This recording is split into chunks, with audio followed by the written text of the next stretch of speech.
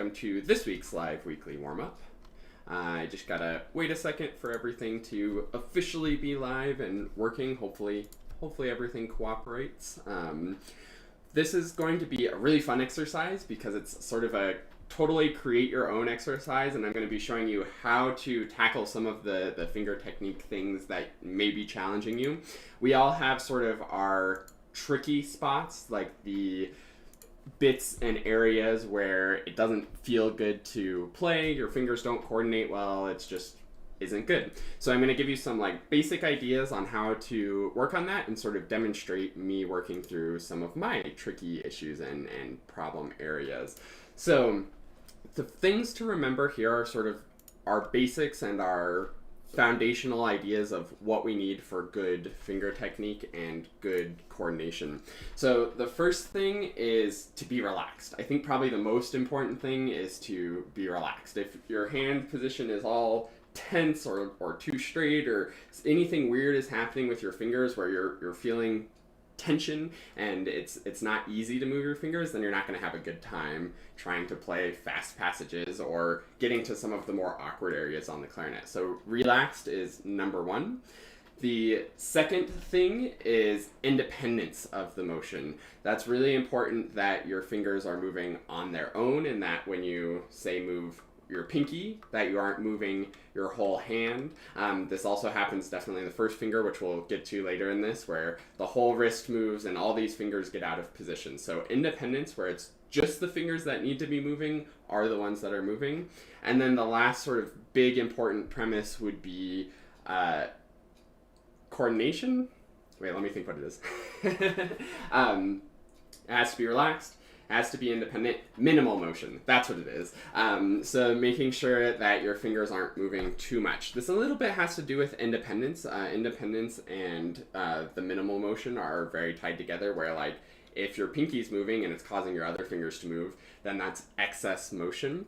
But minimal motion also has to do with the fingers that are actually moving. So say we are moving that pinky, we don't want to like really move it around and do extra motion, because then it'll cause the other fingers to follow along and it won't be as efficient as possible. So that's the key to efficiency, is being as little motion as possible for whatever finger coordination it is. This often happens when we're like playing a scale. As you go up, you take this finger off, and then as this finger comes off, this one wants to go with it, and then next thing you know, you're somewhere around there, and then it's a whole lot of extra motion to get back to the keys. So this is about being really minimal right in here, no matter what you're doing. And that's also where the independence really ties in closely to that, because I'm not lifting these fingers more as I lift the higher fingers. It's that finger moves to where it needs to be, that one, that one, that one.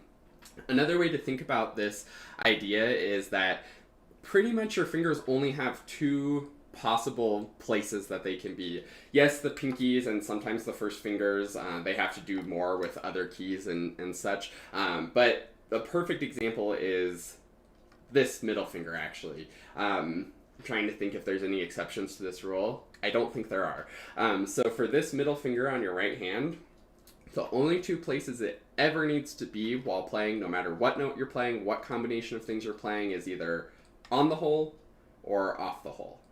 And that's the only two spots that it should be. So the goal when you're doing technique exercises, and especially when we're working on the tricky technique things that we're going to talk about today, is you should be on the hole, off the hole, and those are the only two positions that you live in.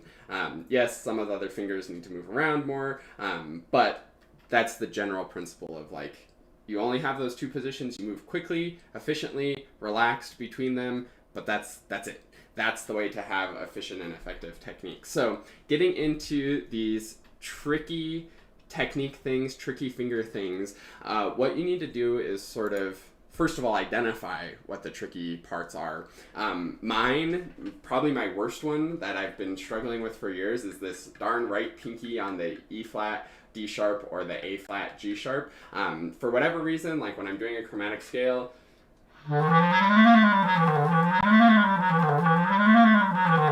that part's like never clean, because I don't know, there's like some tension there, something I'm doing about how I'm pressing it is weird. So what we need to do is break down that tricky bit into something that's more digestible. So For you, find whatever is tricky for you. I'm going to demonstrate this bit that I just did and also some of these first finger throat tone keys because those are very, very commonly tricky ones. So whatever is tricky for you, figure it out and sort of customize this exercise to yours. So what we're going to do is we're going to start by playing it excruciatingly slow so that we have enough bandwidth to think about those three things that I said: the relaxation, independent motion, and minimal motion. So that might go something like this.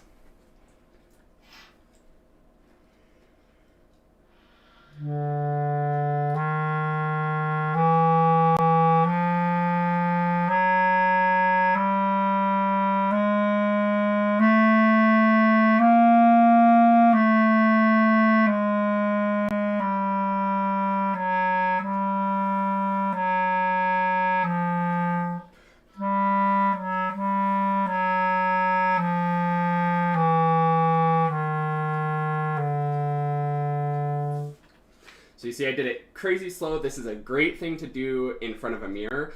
This is one of the few things that I think it's okay to not use a metronome on. It's okay to be out of time in this first sort of beginning step here, where you're just going super slow so that you can concentrate and get all of that motion correct. If it's not correct at the slow, comfortable speed, then it'll never be correct as you speed it up. So you need to go for quality first. So we have those good connections. You'll notice I repeated a few because I wasn't happy with how my fingers moved between.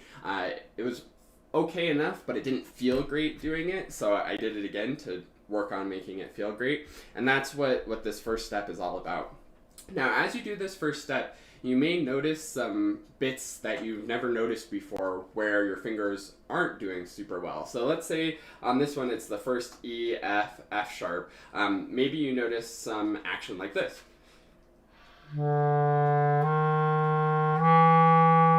You see how my wrist moved, this pinky straightened out, and there was that excess motion trying to get to that key and not an independent motion of my pinky doing the motion. It was everything else having to move. So that would be a perfect thing to isolate. And the way to isolate is, again, just slow, just those few notes, and working on getting those three things: relaxed, minimal motion, independent motion.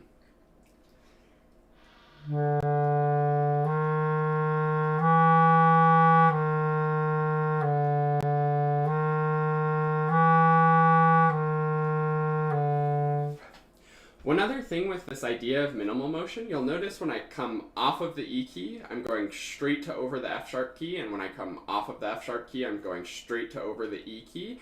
That's another way to increase the efficiency of the motion. Rather than playing E and then coming off for F, having to move over, then play F sharp, you can see how many more steps that is. Off, over, down, rather than combining off and over into one motion. So it's sort of like a check mark to the next position rather than up, over, down. So that's another example of more efficiency in the motion and more minimal motion.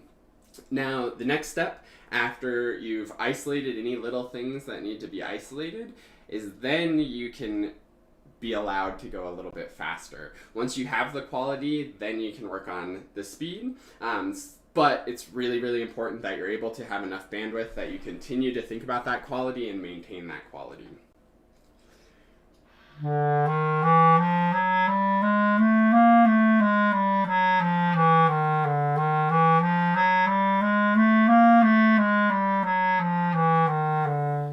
Now, as you're speeding up, it's a good idea to check in with some little things again. You'll probably notice that your bad habits start to creep back in as you get faster and as you get to higher tempos that you're less comfortable with.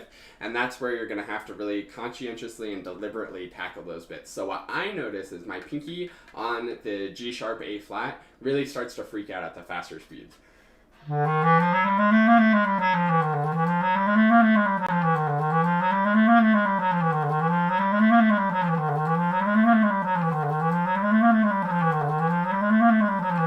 And I start to get some tension in there. I feel like the way that I'm pressing the key changes. I start to straighten out my pinky more rather than keeping that natural curve. So I'm going to isolate that. And when you're isolating, you can actually do the speeding up that you need to do in the isolated bit. So let me try it really slow.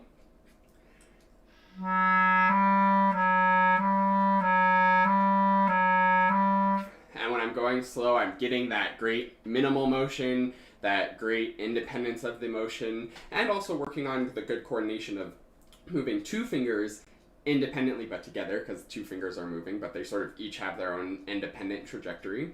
But I'm moving them at the same time, moving both of them minimal motion and getting that good coordination as well. But first slow and relaxed, and then gradually speeding up.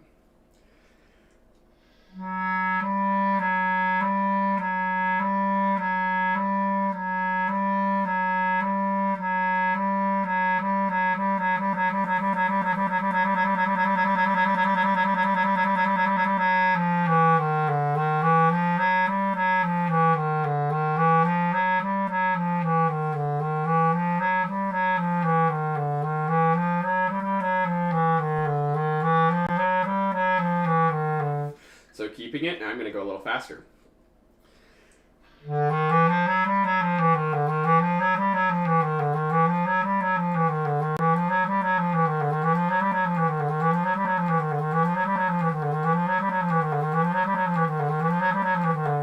Okay, now I'm feeling really good. I'm able to maintain the correct pinky position and that motion that feels good. I was able to do the trill really fast and really comfortable and really controlled, so all I'm focusing on is maintaining that as I go faster.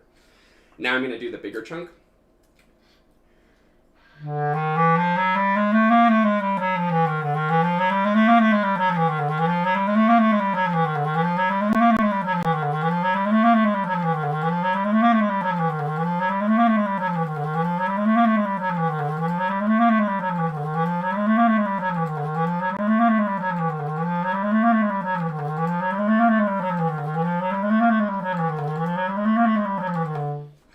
And now you can hear how much cleaner it is because I isolated those bits, really worked on them, really got them, and now it's pretty good. There are still every now and then just a couple repetitions where my pinky was sort of not the most comfortable and most efficient like I'm going for, but it was pretty close, and definitely much more clean at that speed. All of it was better, so that's great. Now let me do one more section, which is this sort of chromatic bit through the throat tones, which is always tricky. So first I'm going to go in slow motion on just a little bit. That's the issue. Working on relaxed, well-coordinated, also independent motion and minimal motion.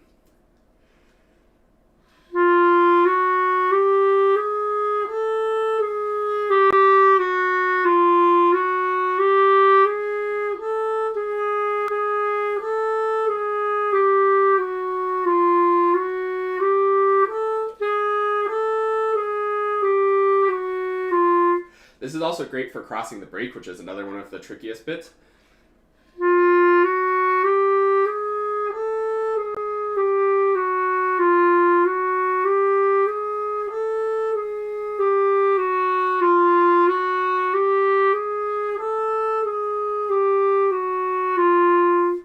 So this one you'll probably find that you're going to want to move a lot more than I'm moving. It's really common to get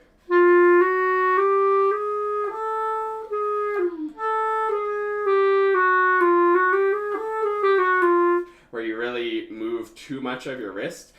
So this one's great to go ultra slow. And one of the isolating bits to do on this is just the G sharp to A, and see if you can get that with all the other fingers staying steady.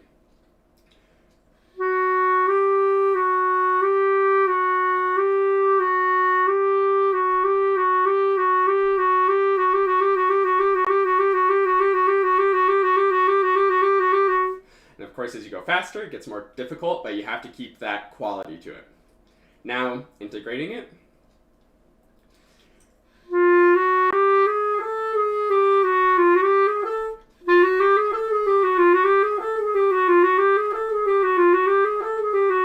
That's another thing that will be really common as you're doing this. You heard how it wasn't super even.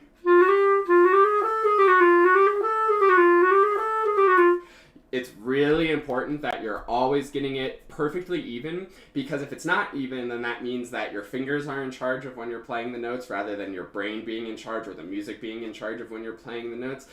You don't want to ever let your fingers sort of just slop together. What you need is that truly independence of the motion, that real clarity and precision.